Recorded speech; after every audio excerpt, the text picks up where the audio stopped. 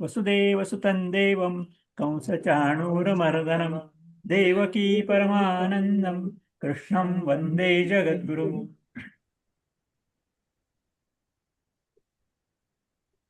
परमपदाला पोचण्याकरता काय कायची तयारी करायची याचं वर्णन चाललं होतं. काही भाग मागच्या श्लोकात आला होता 12वा, आणि आता 13वा बघायचा. ते 12वा पुन्हा एकदा बघूया आपण, म्हणजे मग ते संदर्भ लागेल. ते म्हणले की सर्वद्वाराणि संयम्य मनोहृदि निरुद्ध मूर्ध्याध्यायात्मनः प्राणम अस्तितो योगधारणम. त्या परमपदाला पोचण्याकरता काय करायचं, तर पहिली गोष्ट म्हणजे सर्वद्वाराणि संयम्य. शरीराची सगळी दारं म्हणजे 5 ज्ञानेंद्रिय 5 कर्मेंद्रिय, कारण हे दाराच्या माध्यमातून आपला बाह्य विश्वाशी संपर्क येतो. म्हणून बाहेर धाव असते सगळी, म्हणून ती बंद करायची, म्हणजे बाहेर जाणं बंद होईल. म्हणजे मग मनाला मग आत्मज्ञान आणता येईल. आणि म्हणून मनोवृद्धी निरुद्ध, आणि मग मन हृदयाच्या ठिकाणी स्थापित करायचं, एकत्र करायचं, एकाग्र करायचं. आणि मूर्ध्याध्यायात्मना प्राणम अस्तित्व योगधारणम. आणि प्राण जो आहे तो मृदा ठिकाणी करायचा,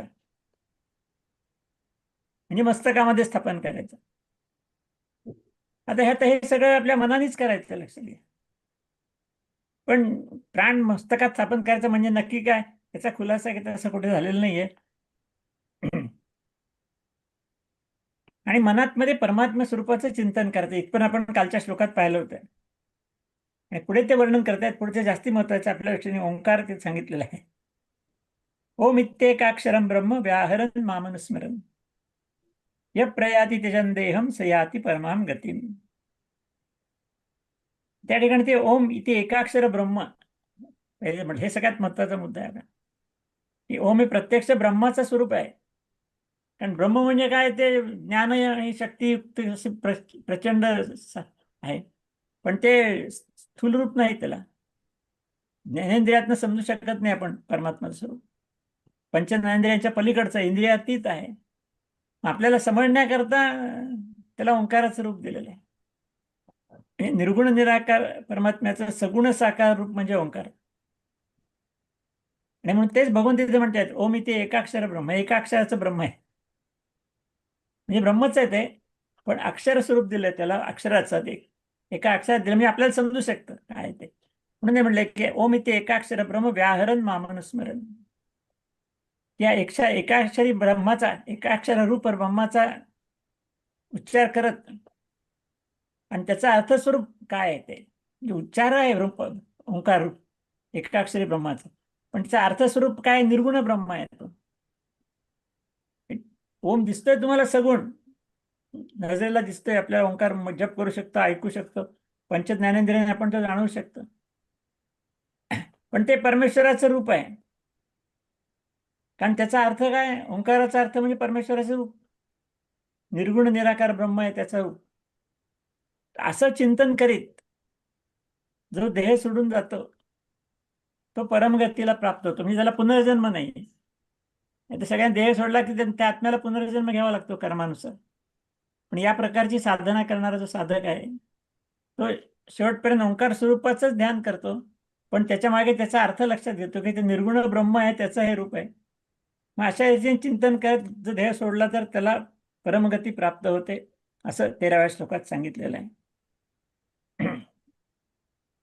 तर पुढच्या श्लोक आणखीन सांगतात ते, अनन्य चेता सततम यो मां स्मरति नित्यशः तस्याहम सुलभ पार्थ नित्ययुक्तस्य योगिनः. तर मगाशी सांगितलेला मार्ग आहे, आपण पाहिलं, नवद्वारे पुरे दे नवी 10 सगळ्या दारं बंद बिंद करून सुरुवात करायची. मी तुला अवघड दिसतो म्हणून तो सोपा मार्ग सांगता येतात. की काय करायचं, तर भगवंताचं तो कायम स्मरण करायचं. ज्या कायम म्हणजे आयुष्यभर, म्हणजे कायम आपली सगळी कामं करत असताना सुद्धा भगवंताचं स्मरण करायचं. आणि हा मार्ग बघा नंतर सगळ्या संतांनी सांगितलेला आहे. रामदासांनी देखील नाम महत्व सांगितलेलं आहे. गोंदवलेकर महाराज तर ते नामजपाचं सांगत होतं शेवटपर्यंत, की कायम तुम्ही खाता पेता उठता बसता रामनाम घ्या म्हणून सांगत होतो. मग तेच भगवंत म्हणतायत की सततम यो माम सुरती नित्यशा. हा दुसरा मार्ग त्याने सांगितलेला या ठिकाणी, की जो पुरुष म्हणजे अर्थात आत्मा माझ्या ठिकाणी अनन्य चित्त होऊन, अनन्य चित्त म्हणजे दुसरा कुठलाही विचार नाही, अन्य, अन्य म्हणजे दुसरा, दुसरा नाही म्हणून अनन्य. पण मनावर दुसरा कुठलाही विचार नाही, फक्त परमात्मा स्वरूपाचाच विचार ठेवून जेव्हा पुरुषोत्तम, माझ्यासारख्या पुरुषोत्तमाचं स्मरण करतो असं भगवंत म्हणताय, तो कसा नित्य मला जोडलेलाच असतो, कारण मला स्मरण करतो ना तो, असं भगवंत म्हणतात की नित्य माझ्याशीच जोडलेला असतंय, तेव्हा त्याला मी सहजपणे प्राप्त होऊ शकतो. हा पण एक सोपा मार्ग सांगितलं की आयुष्यभर परमेश्वराचं स्मरण ठेवायचं, कुठलंही काम करताना, काही करताना कायम परमेश्वराचं स्मरण ठेवायचं, म्हणजे नामाचं जप करायचं सारखं. तर तो देखील, त्याला देखील भगवंत प्राप्त होऊ शकतात, असं भगवंताने या श्लोकामध्ये सांगितलेलं आहे. 15वा श्लोक आहे आता आपला.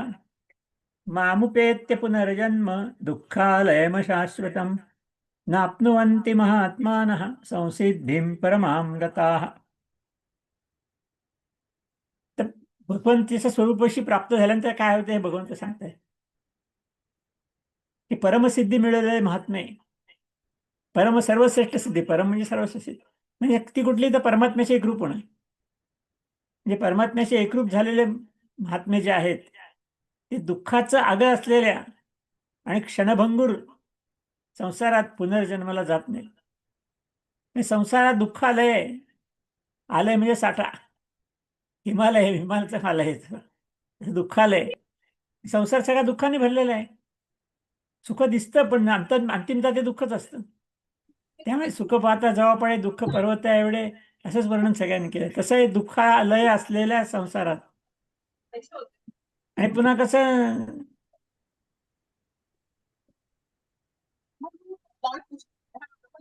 अशाश्वत, निश्चित काहीच नाही, सगळंच नष्ट होणार आहे. जे काय सुख दुःख मिळतं तेही नष्ट होणार आहे, सगळं जीवनच नष्ट होणार, म्हणजे शाश्वत असं काहीच नाहीये, सगळं बँकेत क्षणभंगूर. तर माझ्या मग पिशवीतनं असं पडलं. सगळ्या असलेल्या संसारात ते परत जन्माला येत नाहीत, असं भगवंताचं म्हणणं आहे. म्हणजे या सगळ्यात ते दुःखापासूनही मुक्त होतात, शाश्वत गोष्टीपासूनही मुक्त होतात, आणि शाश्वत सुखाचा त्यांना अनुभव मिळतो, असं भगवंत या ठिकाणी सांगतात. कबीराने एका दोह्यात म्हटलंय, जो देखे वो दुखिया बाबा, सुखिया कोई नाही. जो पाहतो तो सगळा दुःखीच आहे. राजा दुखिया, परजा दुखिया, दुखिया बाबा बैरागी. सगळं सगळं ऐश्वर्य हातात असताना सुद्धा तो दुःखी आहे, काही नसताना प्रजा सुद्धा दुःखी आहे, सगळं सोडलेले बाबा बैरागी पण दुःखीच आहेत, कोणीच सुख नाही. म्हणून जो देखे वो दुखिया बाबा म्हणते, सगळे दुःखीच दिसतंय. आणि दुर्लभ मानुषो देहे देहीनाम क्षणभंगूर, म्हणजे असा क्षणभंगूर जगामध्ये पुनर्जन्म मिळतो. भगवंत म्हणतात की माझ्याशी एकरूप झाल्यानंतर पुनर्जन्म नाही, म्हणजे सगळ्यातनं सुटका मिळते, असं या श्लोकात म्हणतात. पुढे आणखीन त्याचंच वर्णन केलंय त्यांनी 16व्या श्लोकात सुद्धा. हा ब्रह्मभुवना लोकाः पुनरावर्तिनो अर्जुन मामुपेत्य तु कौंतेय पुनर्जन्म न विद्यते. पुन्हा या लोकांचंच वर्णन केलंय, जे क्षणभंगूर आहे, शाश्वत आहे, दुःखालय आहे, त्याचंच. हा ब्रह्मभुवना लोक आहे. आता सगळे भुवन, सगळी भुवन आहेत ती, म्हणजे 14 भुवन आहेत. जे भूलोक आपण राहतो तो आहे, तर त्याच्या वरती 6 लोक आहेत आणि खाली 7 लोक आहेत, म्हणजे एकूण 14 झाले बघा. म्हणून 14 लोक आहेत ब्रह्मांडामध्ये, असं आपल्या परंपरेत सांगितलेलं आहे. आधुनिक विज्ञान त्याला मग गॅलॅक्सी वगैरे अशी काहीतरी नावं देतात.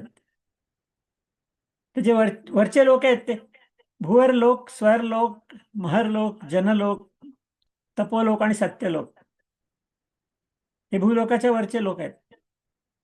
आणि खालचे मग सगळे अतल, वितल, सुतल, तलातल, रसातळ, महातल आणि पाताळ. आता वर्णन आहेत प्रत्यक्ष. आता आज तर असं दिसतंय की प्रत्यक्ष असं काही नाही, पृथ्वीच्या वरती असं काही नाहीये भूलोकाचं, पण कल्पना मांडून त्या निमित्ताने लोकांनी सांगितलं, बा तुम्हाला कुठे प्रगती करायची ते तुम्ही लक्षात घ्या. तेव्हा असे सगळे सगळे लोक आहेत. आ ब्रह्मभुवना लोक पुनरावर्ती हे सगळे लोक पुनरावृत्ती आहेत. म्हणजे काय, पुन्हा पुन्हा ते यायचंय. कुठलं कसं नाही, या लोकांना त्या लोकात, त्या लोकांना त्या लोकात, ते फिरवत राहायचंय. मुक्ती नाहीये. म्हणून म्हणले की भगवंत सुद्धा म्हणतात की या सगळ्या लोकांपर्यंत जे सगळे लोक आहेत ते पुनरावृत्ती आहेत. अगदी ब्रह्मलोकापर्यंत, म्हणजे ब्रह्मलोक पण आहे ना, आणि ब्रह्मापासून सगळी सुरुवात झाली. म्हणून तिथे ब्रह्मलोक, स्वर्गलोक, पितृलोक, मर्त्यलोक असं पण म्हणतात. पण ब्रह्माला सुद्धा पुनरावृत्ती आहे, पुन्हा यावं लागतंय. पण भगवंताशी एकरूप झालेला मात्र कुठेही पुन्हा यावं लागत नाही. आणि भगवंत म्हणतात कारण मी जो आहे तो कालातीत आहे, काळाच्या पलीकडचा आहे. आणि या ब्रह्मादिकाचे सगळे जे लोक आहेत ते काळाने मर्यादित केलेले आहेत. ते अनित्य आहेत, क्षणभंगूर आहेत, दुःखालय आहे. आणि मी कालातीत असल्यामुळे माझ्याकडे काहीच नाही, हे नाहीच काही. म्हणून जे मला प्राप्त होतात ते या सगळ्यातनं मुक्त होतात, असं आश्वासन भगवंतांनी या श्लोकामध्ये दिलेलं आहे. तर ठीक आहे, आपण थांबू या ठिकाणी.